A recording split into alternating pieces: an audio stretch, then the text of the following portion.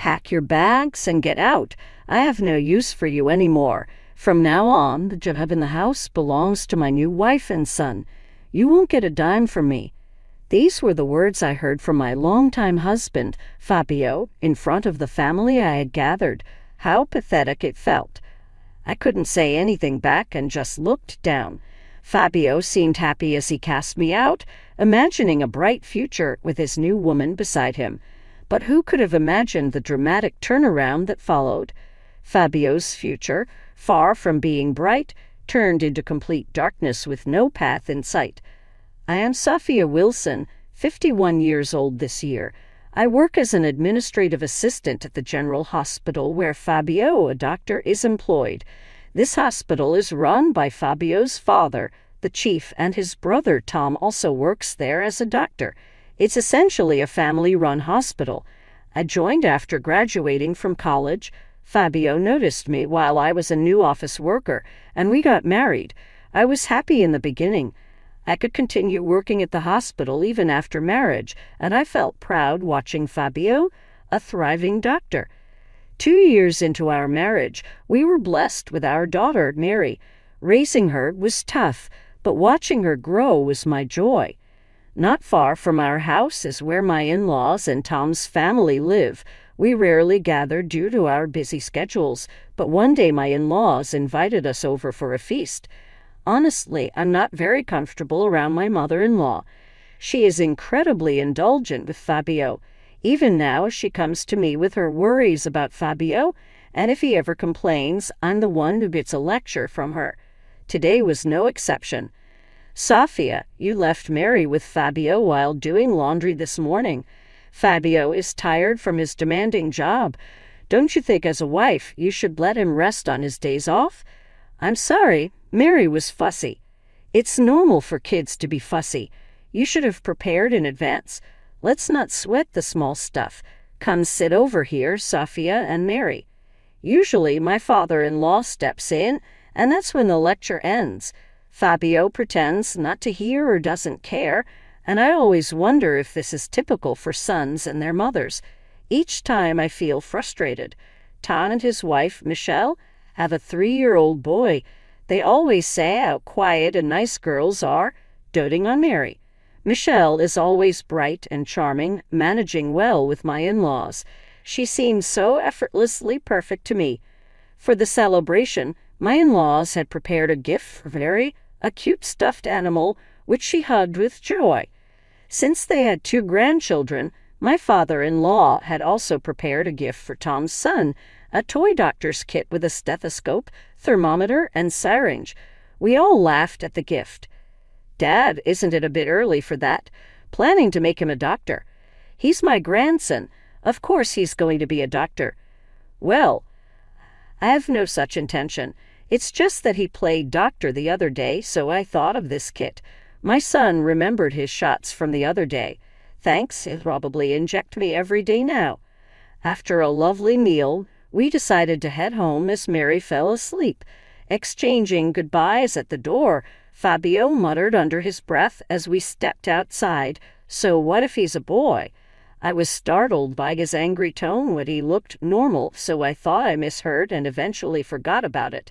Fabio always said the second one must be a boy. I wanted Mary to have a sibling, so I decided on fertility treatments.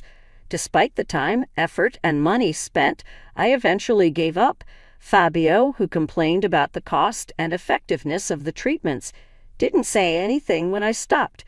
Eventually, we stopped discussing a second child, and I thought Fabio had given up too, feeling relieved. But around that time, Fabio started to change. Even when he was home, he just sat silently with a troubled look, often not responding when I spoke to him. If he didn't like the menu I prepared, he'd leave without a word and eat out. He even started getting angry and calling Mary a nuisance when she cried rather than trying to soothe her. However, he was charming as ever with everyone but me and Mary, even washing dishes with a smile when his parents visited, but ignoring his own used dishes when we were alone. My mother-in-law, clueless about the situation, would often praise Fabio. "You're so lucky, Sophia. It's rare to find a man who helps with household chores while having a demanding job as a doctor. I could only force a smile in response. At work, Fabio began snapping at new staff and, taking advantage of being the chief's son, started looking down on other doctors and staff. I slowly lost confidence in parenting with him. Was the man I married always like this, or has he changed? I wondered if the kind Fabio I once knew might return one day. Clinging to that faint hope, I waited. However, the hospital underwent a major transition. Fabio's father retired, and his brother Tom was appointed as the new chief. Fabio, being the eldest, probably expected to take over, but the decision, influenced by the board and staff's opinions, fell on Tom. In such a large hospital, the chief isn't decided solely based on my father-in-law's opinion. It was a decision made after considering the opinions of the board and the staff as well. There had been rumors about the next chief for a while, and even I, working in administration, had heard them. Realizing Fabio wasn't popular enough to be chosen, Fabio started staying out overnight more frequently. "I'll be staying at the hospital tonight," he'd say, but I knew he wasn't there. A simple inquiry with the on-call doctors would reveal the truth. I wondered if there was a woman he was desperate to see or if he was just mocking me.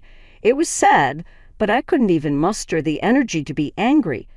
Since Fabio no longer ate at home, Mary and I dined alone, and I slept by myself in the large bedroom. Rumors of Fabio being seen frequently with the head nurse reached my ears. At first, I pretended not to hear, but after hearing it several times, I couldn't stay silent. When I asked him to stop staying out late, he just gave non-committal answers and brushed me off. I wondered if he wanted a divorce, but it seemed he wasn't ready to make that decision either. He was a selfish father, but he probably still cared for Mary. Tom's family and my in-laws always treated Mary with love and care. Maybe that's why I couldn't bring myself to talk about divorce. My love for Fabio had faded. I often thought about leaving this house with Mary, but wondered if I could raise her alone. Leaving could mean losing my job too. Could I start a new life from scratch without a home or a job? I couldn't find the courage to leave. I decided to endure this life until Mary graduated from college. I'll think about myself later. Living in this house felt like being in a dark, endless tunnel, but that was all I could do. Mary grew into a high school student, and Fabio's absences from home became more frequent. We hardly ever saw each other as a family. I only communicated with him at work about household matters. Even so, our conversations were mostly about practical things like asking him to prepare the entrance fee for Mary's high school or to provide money for her school trip. It was all about expenses. Thankfully, he provided for our living expenses and unexpected costs, but he never contributed to our leisure or personal wants. Watching our situation, Mary seemed to understand our family dynamics and didn't ask for much. She was a child who rarely made unreasonable demands. One day, we had a career counseling session. Walking to the school, I asked about her plans, and to my surprise, she said she wanted to study medicine. "Why did you decide to become a doctor?"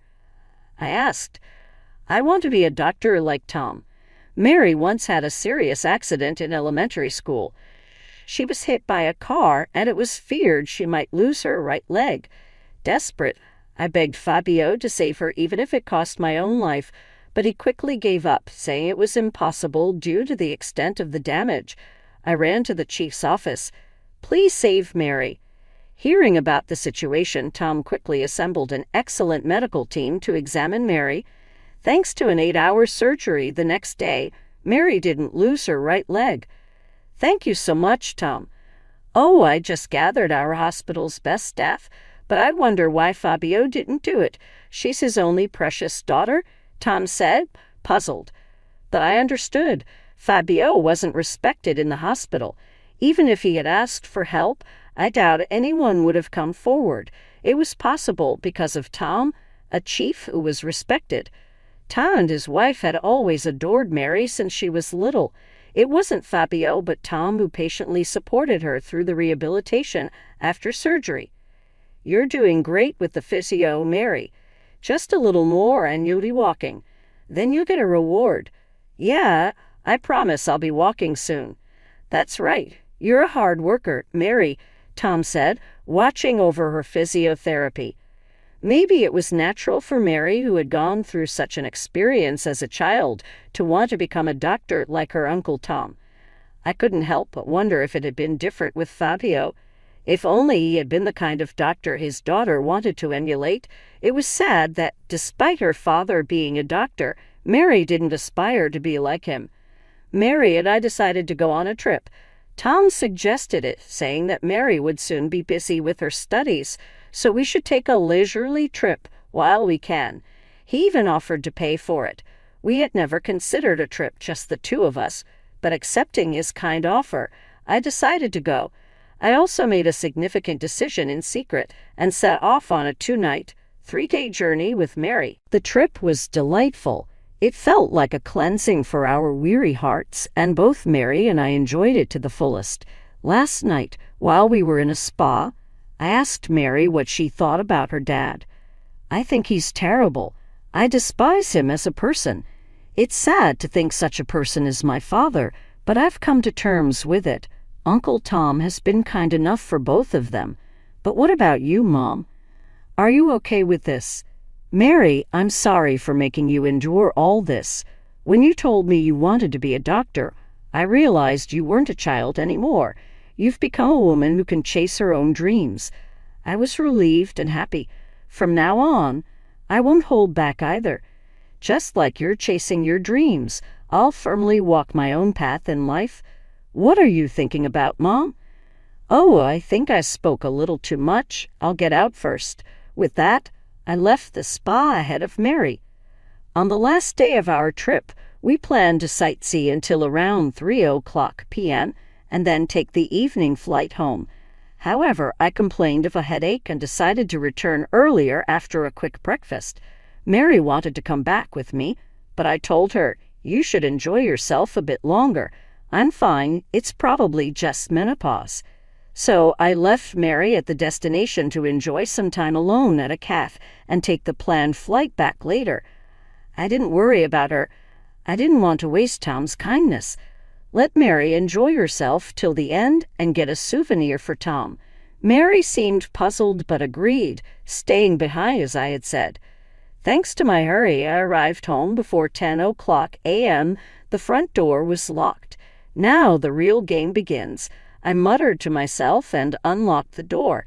Inside, I saw Fabio's shoes and an unfamiliar pair of women's shoes, confirming my suspicions. I went further into the house and stood in front of Fabio's room. Taking a deep breath, I opened the door with force. To my shock, there was Fabio and the head nurse asleep in bed. I screamed and quickly grabbed my phone, dialing 911. "My husband has collapsed. Please come quickly." At the same moment, Fabio slammed the door shut on me. I could hear them hastily getting dressed inside. I made another call, this time to Tom. "It's terrible. I returned from our trip to find my husband collapsed in his room. Please come quickly." Without waiting for Tom's reply, I hung up and sat on the sofa, waiting for everyone to arrive. After a while, Fabio came out of the room in a rush, wearing his clothes haphazardly. "What on earth did you call for?" "Oh, are you okay?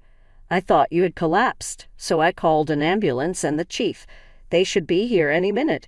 You better stay in bed." Before I could finish, someone knocked at the door. It was Tom, his wife, my in-laws, and the paramedics. "What happened?" I heard Fabio collapsed. "Is he all right?" My in-laws asked, concerned. "No, it's not like that. This is a mistake," I said. Seeing their faces, Fabio turned pale as the paramedics entered. "Where's the person who collapsed?" they asked. "He's in this room," I replied, leading them to Fabio's room and opening the door wide. There stood the head nurse, Michelle. She was properly dressed, but it was clear why she was in Fabio's room on a weekend morning. "Why is Michelle here, Fabio? What on earth are you doing? I can't believe this. What happened? Who collapsed? Who is this woman?" My in-laws questioned. Fabio hung his head, unable to answer. So, there's no patient? The paramedics asked. I'm sorry, it seems to have been a mistake. Please, you can leave. My father-in-law apologized, seeing them out. Once the paramedics left, our discussion, including Michelle, began. First, Fabio, explain the situation, my father-in-law demanded. Fabio was silent, but upon hearing his father's words, he suddenly looked up, glaring at me. What have you done to gather everyone like this and to call an ambulance? We are a hospital family. What will people say if a doctor's family mistakenly calls an ambulance? This will spread as a rumor and disgrace our family. Yes, Sofia is to blame for jumping to conclusions. Nobody collapsed, and if rumors start because of this, what will you do? Enough, Fabio. You are the cause of this situation. You should be the one apologizing and explaining, I said firmly. I'm very sorry for causing such a disturbance, Fabio finally said, calming down a bit. I regret that it has come to this, but I was going to tell you all eventually. I'm going to be with Michelle. She's pregnant with my child, and it's a boy. A boy? That's wonderful. Are you sure it's Fabio's child? What about Sofia and Mary? My mother-in-law asked. Mary can stay here if she wants. Michelle can take the mother's role. As for Sofia, she needs to leave, Fabio said coldly. You're the one to blame for not being able to have a boy. If a boy is coming, then Sofia should leave. I always wanted a son. That's too harsh. Think about Sofia. My father-in-law protested. It's okay. I knew Fabio had another woman, I said quietly. Pack your bags and leave. I have no use for you. The job and the house will belong to my new wife and son. You won't get a dime from me.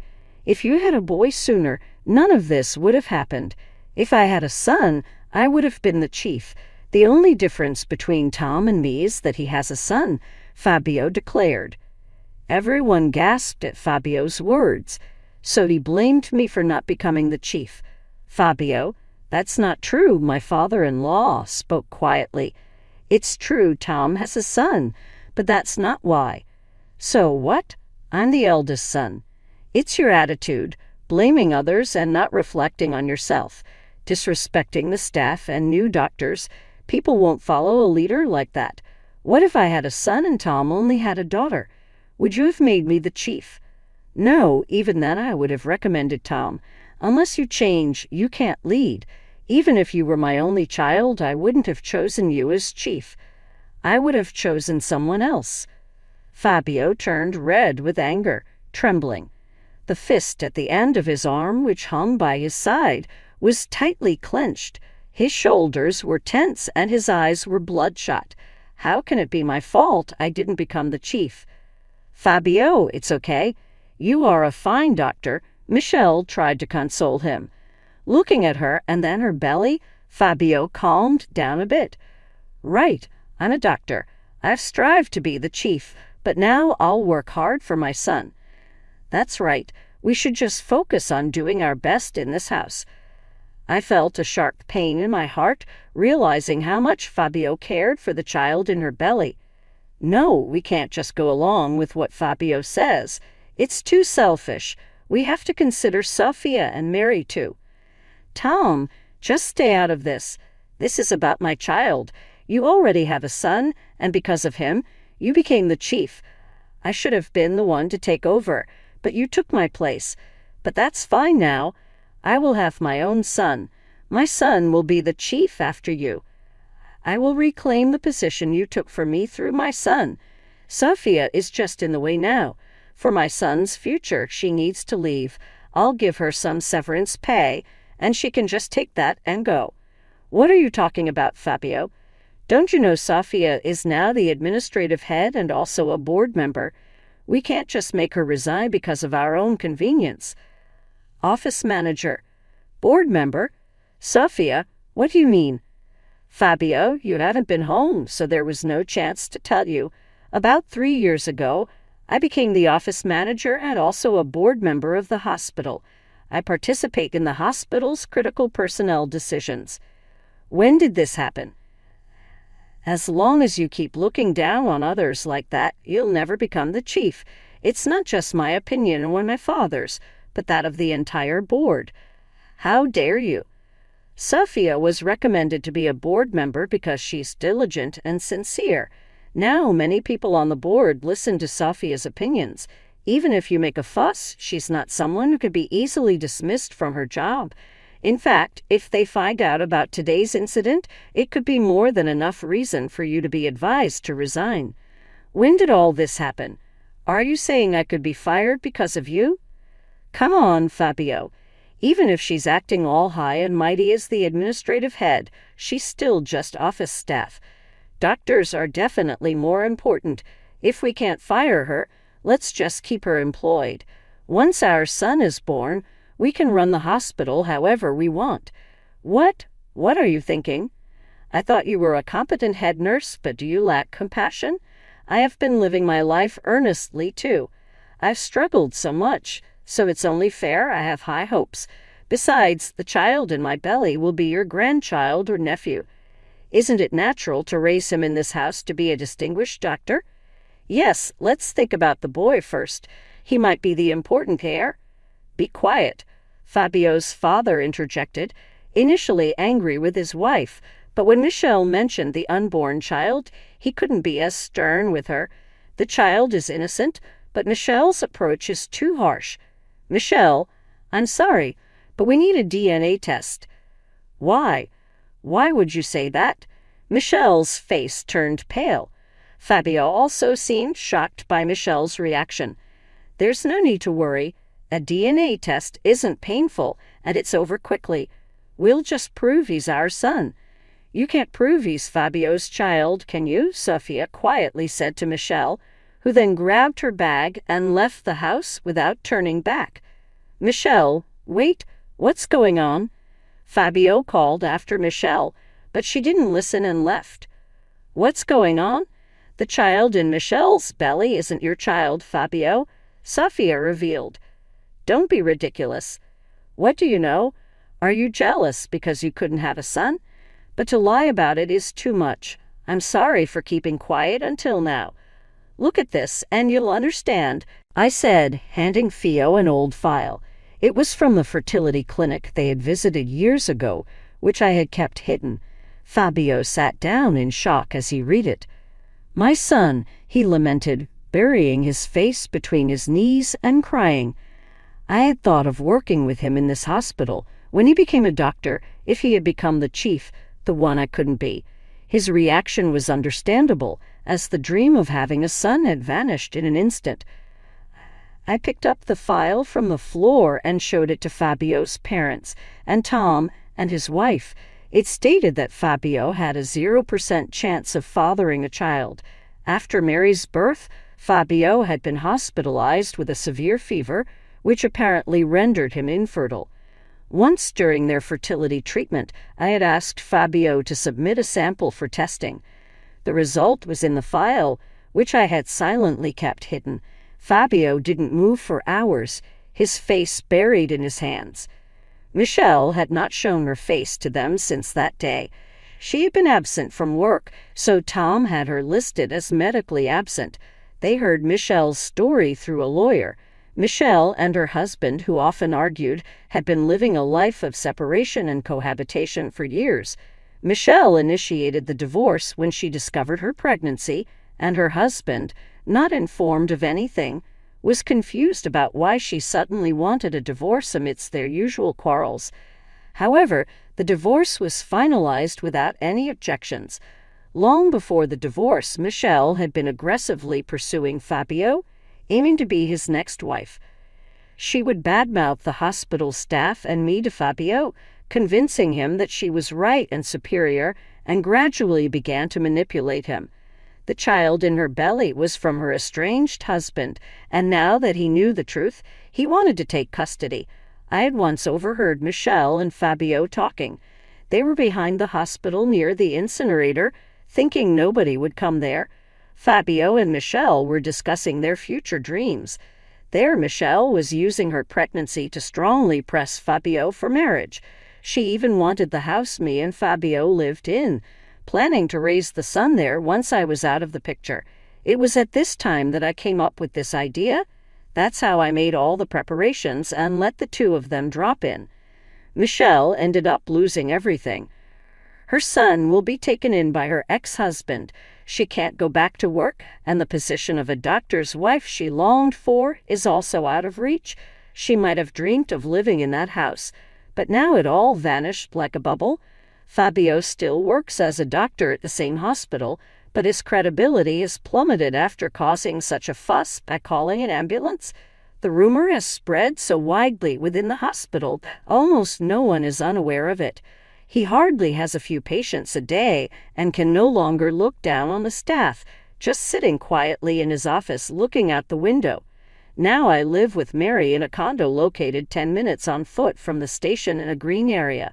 Mary, who successfully got into medical school, is enjoying her busy yet fulfilling college life. I quit my job at the previous hospital and took a similar administrative position at a new hospital. It's a hospital recommended by my father-in-law, close to our condo, and I am very satisfied with it since the directors are friends. Tom occasionally visits my workplace, always bringing high-end sweets, making him very popular among the office ladies. Whether it's his plan or just a coincidence, these sweets have helped me, a woman who switched jobs after 50, become more approachable to my colleagues. I'm grateful for that one day. As usual, Tom visited my workplace. After talking briefly with the director, he popped into my office. We decided to take a walk to the hospital gate during my break. As we walked, Tom asked me in a low voice, "Why did you call the ambulance and me that day? You didn't really think my brother had collapsed, did you?" Actually knew everything. Michelle was pregnant, and Fabio was overjoyed, thinking it was his child. They were planning to kick me out soon and live together in that house. You knew all that. Fabio was never good at keeping secrets. One can't get away with wrongdoing, huh? Wait, did you set up a trap by pretending to go on a trip? Instead of answering, I just smiled at him. "See you later," I said and started walking my own way. Tom watched me for a while, then chuckled and turned to go back.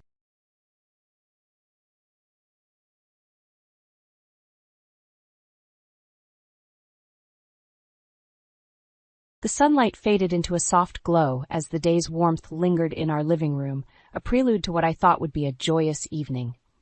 Daniel had just stepped out to the garden with Alex, leaving me to catch a moment of solitude. But solitude was the last thing I'd find today.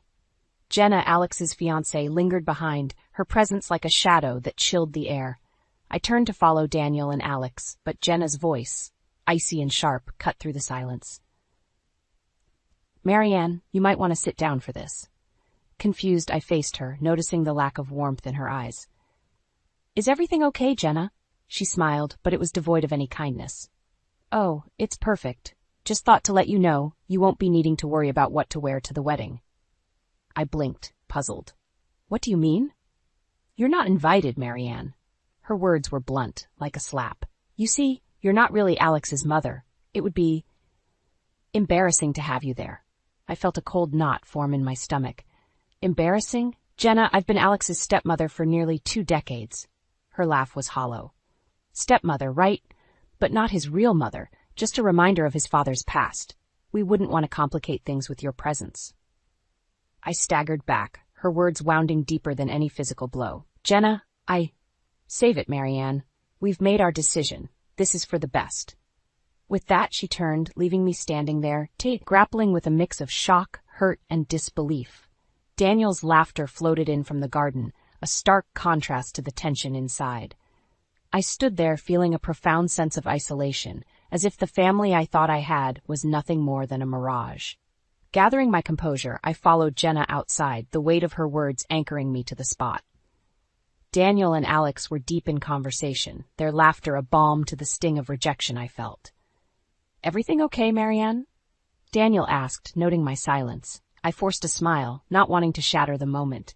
"Yes, just a lot on my mind." Jenna joined Alex's side, her earlier cruelty masked by a veneer of affection. I watched them, a family tableau I was no longer part of.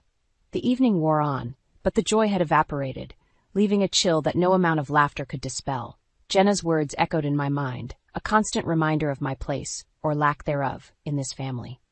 As they left, Jenna's parting smile was a dagger, her final words a clear message. I was an outsider, unwelcome in the life I had helped to build. That night, as Daniel slept beside me, I lay awake, staring at the ceiling. The hurt and humiliation churned within me, a storm that promised no easy resolution. Jenna had drawn a line, one that I couldn't cross, even if I wanted to. But as the night deepened, a resolve took root within me.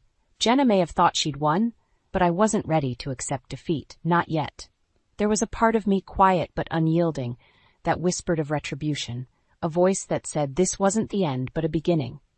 The battle lines were drawn, and I, Marianne, once thought of as just a stepmother, was ready to fight for my place in the family. Jenna's disdain had opened a door to a path I never intended to walk, but now there was no turning back. I closed my eyes, not to sleep, but to envision a future where the wrongs were righted. Jenna had underestimated me, and that was her first mistake. I vowed it would be her last. The morning light streamed through the curtains, casting a warm glow across the room, a stark contrast to the chill in my heart. As Daniel prepared for work, the normalcy of our routine felt like a farce. The revelation from the night before played on a loop in my mind, but I kept my turmoil hidden beneath a practiced smile. My journey with Daniel and Alex began on a canvas of uncertainty, painted with cautious strokes as we navigated the complexities of forming a new family. Daniel, with his gentle eyes and a heart bruised by betrayal, had won me over, not just with his love, but with his unwavering dedication to his son, Alex. Alex was just 8 when I entered their lives, old enough to understand the change, but too young to accept it without reservations. My love for him was immediate, yet I approached with the patience of an artist, knowing that some bonds take time to form. "I'm heading out, Marianne. Sure you're okay?" Daniel's voice pulled me back from my reverie. "Yes, just lost in thought." "Have a good day," I replied, my voice steady despite the storm within. After Daniel left, the silence of the house enveloped me. The walls, once filled with the laughter and warmth of a family, now seemed to echo with Jenna's harsh words. It was in this solitude that I sought refuge in my art studio, where canvases and paintbrushes awaited my touch. Art had always been my sanctuary, a place where my thoughts and emotions could dance freely across the canvas. Today, it offered not just escape, but reflection. Each stroke became a means of processing the pain, the rejection, and the determination to reclaim my place in Alex's life. As I painted, I thought about the first time I met Alex. He had regarded me with a mix of curiosity and apprehension, his young mind trying to place me in the fragmented picture of his family. I remembered our first genuine moment of connection, over a shared love of art. It was through painting that Alex and I had slowly bridged the gap between us, a series of moments that had felt like victories in the silent battles of acceptance. But Jenna's words had cast a shadow over those memories, suggesting that no matter what I did, I would always be on the outside looking in. The thought was a bitter pill, leaving a lingering aftertaste of resentment and sorrow. The hours slipped by, my emotions spilling onto the canvas in a tumult of color and chaos. It was a reflection of my inner turmoil, a visual representation of the battle I was preparing to fight. As the day waned, I cleaned my brushes, my resolve hardening. Jenna had underestimated the bond I shared with Alex and Daniel. She saw me as a threat, an obstacle to be removed, but she didn't understand the depth of our connection. Dinner that evening was a quiet affair, Daniel sensing my mood but not pressing. The unspoken tension hung between us like a thick fog, our conversations skirting around the edges of the truth. Afterward, I found myself wandering to Alex's old room, now a guest room seldom used. Memories cluttered the space like the scattered toys and books of his childhood. It was here, among these echoes of the past, that my resolve crystallized. Jenna had ignited a fire within me, one that burned with the need for justice and recognition. I wouldn't let her cruelty define my place in this family or dictate the terms of my relationship with Alex. As I stood in the quiet of Alex's room, a plan began to form, a way to expose Jenna's true nature and protect the family I loved. It was a risky path, fraught with potential heartache. But the stakes were too high to back down. I closed the door behind me, the decision made. It was time to fight back, to reclaim the narrative Jenna sought to control. The battle lines were drawn, and I was ready. The next move was mine, and I intended to make it count. As dawn broke, the house lay in a heavy silence, a prelude to the storm that was brewing. Today was the day I decided to confront Alex about Jenna's behavior and the disparaging housekeeper comment. My heart raced with a mixture of dread and determination. The thought of facing my stepson, whom I had raised with love and care, over such a painful issue was daunting but necessary. Daniel and I had agreed to speak with Alex together. Unity was our strength, and in this matter, we stood undivided.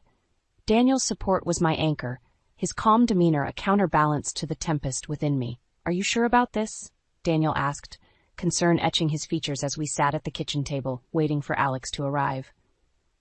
"Yes," I replied, my voice firmer than I felt. "We need clarity. We can't let Jenna drive a wedge through our family." When Alex walked in, the tension was palpable. His usual easy demeanor was replaced by a cautious wariness. He sensed the seriousness of the situation, his gaze flickering between Daniel and me. "Alex, we need to talk about Jenna's comments the other day," Daniel began, his tone measured but firm. Alex stiffened, his defenses rising. "What about them?" "Her saying Marianne isn't welcome at the wedding, and calling her a housekeeper. It's hurtful and unacceptable," Daniel continued, the hurt clear in his voice. Alex's expression hardened. "Jenna has her reasons. She believes family should be at the wedding, and Marianne isn't blood." I caught my breath, the sting of his words sharper than I anticipated. "Alex, I may not be your biological mother, but I've loved and cared for you as my own. Does that mean nothing?" He avoided my gaze, a sign of his inner conflict. "It's not about that. Jenna's just traditional."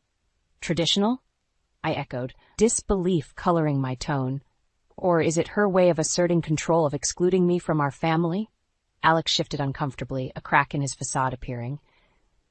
"It's complicated. Jenna has strong opinions about family dynamics." "Strong opinions shouldn't justify cruelty or exclusion," Daniel interjected, his disappointment evident. "We're supposed to be a family, Alex. That includes Marianne." The conversation spiraled, with Alex defending Jenna's actions and us trying to make him see reason. But beneath his arguments I sensed a deeper unease. Jenna's influence was strong, but it wasn't absolute. There were moments, fleeting and fragile, where Alex seemed to waver, his conviction faltering. As the confrontation reached its peak, with voices raised and emotions raw, a painful realization dawned on me. This wasn't just about Jenna's disdain or Alex's acceptance of it. It was a test of our family's resilience. Could our bonds withstand the strain, or would Jenna's malice tear us apart? In the end, Alex left, the chasm between us wider than ever. Daniel and I sat in the aftermath, the weight of the encounter heavy on our hearts. "We had to try," Daniel said, reaching for my hand. "For our family." I nodded, tears brimming in my eyes. "I know, but it feels like we're losing him." Daniel pulled me into his arms, offering comfort in the silence. "We won't give up on Alex. We'll find a way through this." As I leaned into Daniel's embrace, a mix of sorrow and resolve settled within me. Jenna had drawn the battle lines, but the war was far from over. I would fight for Alex, for our family, even if it meant facing my own heartache head-on. The confrontation had laid bare the fractures within our family, but it had also steeled my resolve. Jenna's manipulations had ignited a fire within me, a determination to protect my family at all costs. The path ahead was uncertain, fraught with challenges, but I was ready to stand my ground, to mend what had been broken, and to reclaim the son I had lost to Jenna's influence. The days that followed the confrontation with Alex were marked by a heavy silence in our home. The air was thick with unsaid words, the tension like a tightrope stretched to its limit. Daniel and I moved through our routines with a semblance of normalcy, but the undercurrent of worry was palpable. Alex hadn't reached out since our argument, and the distance felt like miles instead of the few blocks that separated our homes. I spent my days in my studio, the blank canvases mocking me with their emptiness. Where I once found solace in my art, I now found a void. The colors seemed less vibrant, the brushes heavier in my hand. My thoughts were consumed by Alex and Jenna, their rejection like a constant shadow darkening my creativity. One afternoon, as I stared at a half-finished painting, the phone rang, shattering the silence. My heart leapt, a part of me hoping it was Alex, calling to bridge the gap between us. But it was Daniel, his voice tight with strain. "Marianne, can you come to my office? We need to talk. It's about Alex." The urgency in his voice sent a chill down my spine. I agreed, the sense of foreboding growing with each step I took towards Daniel's office. When I arrived, Daniel was waiting, his expression grave. He ushered me inside, closing the door behind us with a sense of finality. "It's Jenna," he began, his voice heavy. "She's taken things too far." My heart sank. "What happened?" Daniel sighed, running a hand through his hair. "She's been spreading rumors about you in our community, claiming you're trying to sabotage Alex's future for your own gain." The accusation was like a physical blow, leaving me breathless.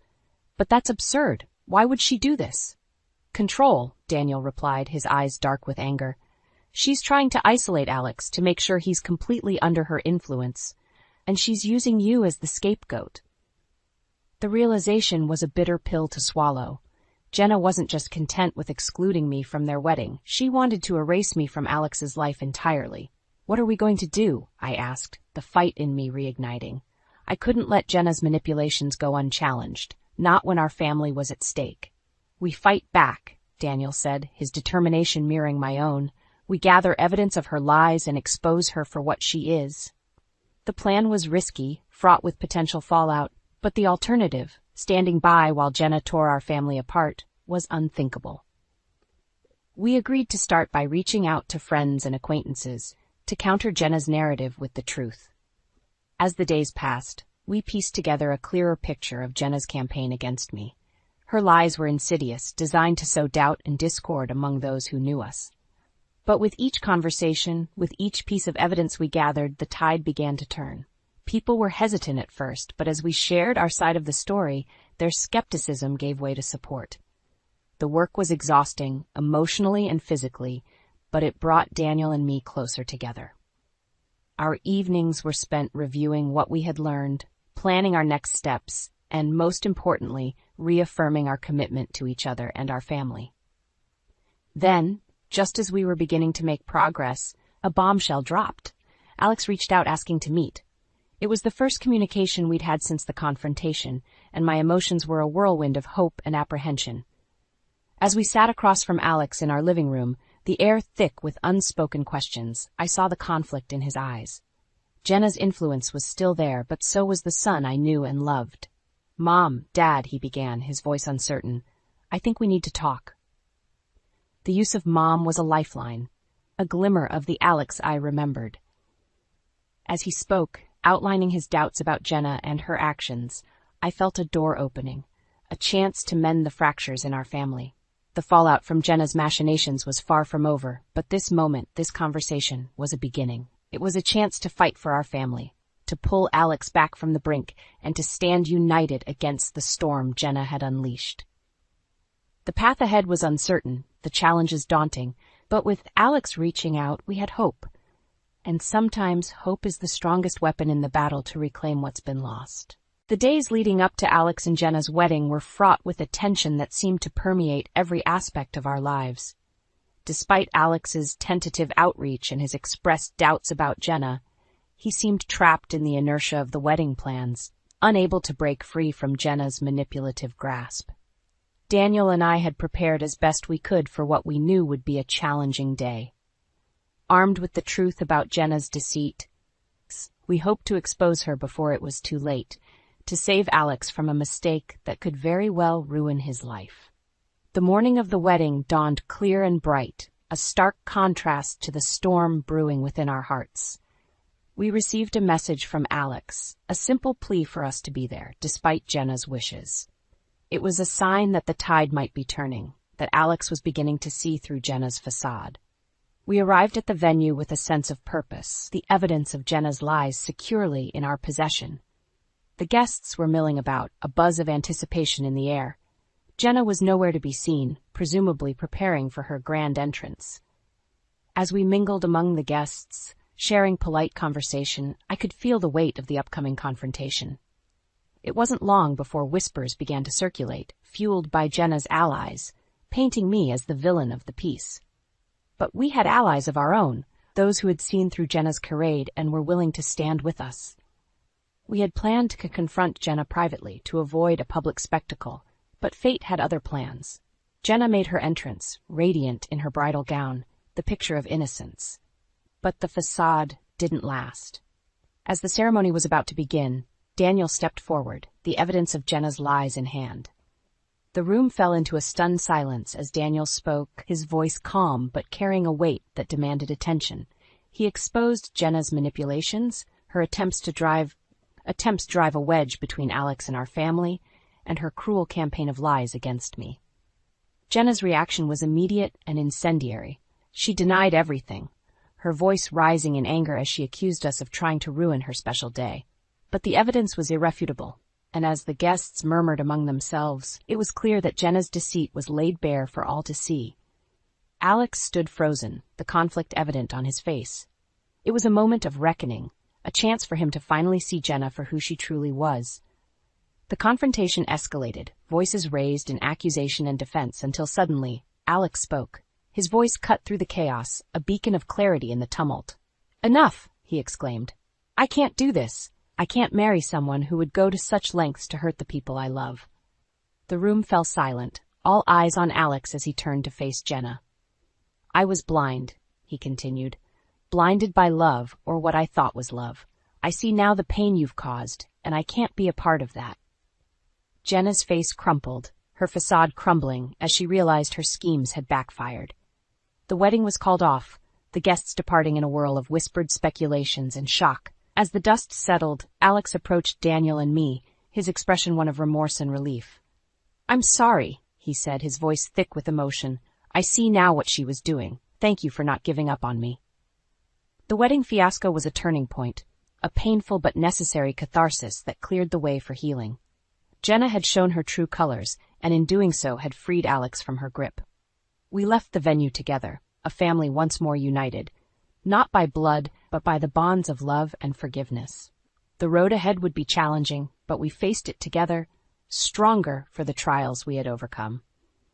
The wedding fiasco was not just the end of Alex and Jenna's relationship. It was a new beginning for us all, a chance to rebuild and to look forward to a future free from manipulation and deceit. In the aftermath of the wedding that wasn't, our family found itself in a delicate state of rebuilding.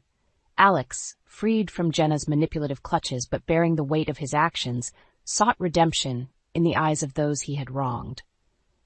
The fallout from Jenna's deception left scars, visible and invisible, that we all worked to heal. Alex's return to the fold was tentative at first. The rift his relationship with Jenna had caused wasn't easily mended, but Daniel and I welcomed him back with open arms, ready to forge a new path together. It was a time of honest conversations, of apologies and acceptance, as we navigated the complexities of our renewed relationships. "I was so lost," Alex admitted one evening, as we sat together in the living room, a space once fraught with tension now filled with tentative hope. "I let her words and actions dictate how I saw everyone, even you, Marianne. I'm so sorry." His apology was heartfelt, and I saw in his eyes the sincerity and the regret. "We all make mistakes, Alex," I responded, my voice steady despite the emotion welling up inside. "What matters is that we learn from them and move forward." Daniel, ever the pillar of strength, added, "We're your family, Alex. Nothing can change that. We stick together through thick and thin." The journey to reconciliation was not without its challenges. There were moments of awkwardness, of revisiting old wounds, but there was also laughter and shared memories, reminders of the bond that had held us together through the years. As Alex worked to rebuild his life, distancing himself from the toxic influences that had led him astray, I found myself at a crossroads. The ordeal with Jenna had drained me, leaving me to question my place in the world, both as an artist and as a stepmother. Yet, it was through this period of reflection that I rediscovered my passion for painting. The studio, once a place of solace, became my sanctuary again, the canvases and paints my companions in healing. My art, which had suffered under the weight of Jenna's machinations, flourished anew, each stroke a testament to the resilience of the human spirit. Word of my work began to spread, buoyed by the support of friends and the community that had rallied around us during our time of need. opportunities arose, unexpected and exhilarating, as galleries and collectors expressed interest in my paintings. Daniel, seeing the light return to my eyes with each new piece I created, encouraged me to pursue my art full-time. "This is your moment, Marianne," he said one day, his eyes brimming with pride. "Your talent, your passion, it deserves to be seen by the world." And so I took a leap of faith. I left my job, dedicating myself to my art, to the stories I wanted to tell through color and form. It was a decision not without its fears and uncertainties, but it was one that felt right, a path forward that was uniquely mine to tread. The months that followed were a whirlwind of creativity and discovery. My paintings, once confined to the walls of our home, found their way into the hearts and homes of others, each piece a fragment of my journey, a celebration of overcoming adversity. Alex, too, found his way, embarking on a new career path that allowed him to use his experiences to help others. His relationship with Daniel and me deepened, the bonds of family strengthened by the trials we had faced together. As I look back on that tumultuous time, I am reminded of the power of forgiveness, of the strength found in unity. Jenna's attempt to tear us apart had, in the end, brought us closer together, a family reborn from the ashes of conflict. Life, like art, is a tapestry of light and shadow, of moments both bitter and sweet. In embracing the full spectrum of our experiences, we find the beauty in resilience, the grace in redemption, and the endless possibilities that await us on new paths. like3 Google usercontent.com AAFT5/AEFT5GBO5V7 Jericho KML7 Picoles 96C. The journey from the depths of family turmoil to the light of new beginnings was neither swift nor easy, but it was transformative. As I reflect on the path we traversed, I recognize not an ending, but a continuation. A narrative that extends beyond the confines of conflict and resolution into the boundless realm of growth and opportunity. In the months following our reconciliation and my commitment to art, our home became a testament to change. Where once there were echoes of discord, now resided peace and creativity. Daniel, ever my rock, embarked on his own journey of discovery, finding joy in supporting not just my artistic endeavors, but also in fostering a deeper connection with Alex. Alex's evolution was perhaps the most profound. Freed from Jenna's influence, he blossomed, embracing his true self with a vulnerability and strength that was both inspiring and heartwarming. His endeavors to help others, drawing from his own experiences of manipulation and redemption, filled us with pride. The bond between us, tested by fire, emerged stronger, a phoenix reborn. Our story, marked by the scars of betrayal and the beauty of forgiveness, had resonated beyond our immediate circle, touching the lives of those who had witnessed our struggle. The community, once a battleground of rumors and lies, became a network of support and admiration. The success of my art, once a distant dream, became a reality. Exhibitions, commissions, and accolades followed, each achievement a shared victory for our family. The themes of my work, influenced by our journey, spoke of resilience, hope, and the enduring power of love, resonating with an audience far wider than I had ever imagined. As I stood at the opening of my latest exhibition, surrounded by my family and the vibrant expressions of my soul adorning the walls, I was struck by the profound journey of transformation we had undergone. This was not the end of our story, but a new chapter, rich with potential and promise. Daniel, with his unwavering support, and Alex, with his renewed sense of purpose, were by my side, not just as spectators, but as co-creators of this beautiful tapestry we called life.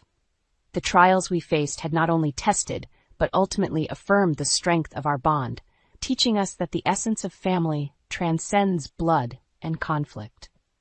Looking ahead, the future was a canvas, vast and unmarked, waiting for us to cast our dreams upon it. With brushes in hand and hearts united, we were ready to paint a masterpiece of our own making, filled with the colors of joy, the textures of growth, and the light of love. This chapter of our lives, marked by pain, redemption, and artistic rebirth, was a testament to the indomitable spirit of the human heart. It was a reminder that out of darkness comes light, and from the shadows we can emerge, not diminished, but emboldened to face the dawn of new beginnings.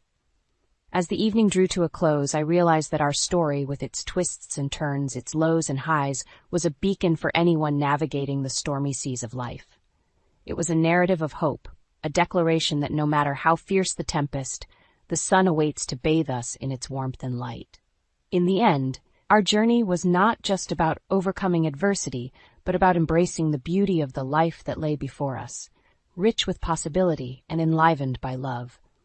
This was not the end, but a beautiful, ongoing emergence from the shadows into the brilliant light of day.